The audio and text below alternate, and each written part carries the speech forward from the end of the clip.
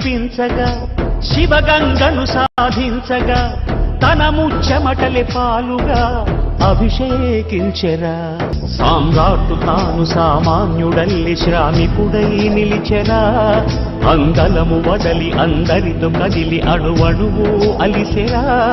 10 మంది గుండెలో ఆనందం పెనువెల్లువైన ఈ తరుణంలో కంటి నీటిలో ఉప్పదనం తీయనైన శుభ సమయంలో పరవళ్ళు దొక్కు శ్రమ శక్తినంత వారధిగా మార్చరా.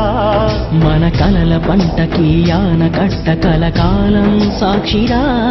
మరుభూమిలోన ఇక ప్రతి మూల మా దాని కలలు కనిపించేలా మా ప్రభు చలవతో ఇకనైనా మా ఆశలన్నీ నిజమయ్యేలా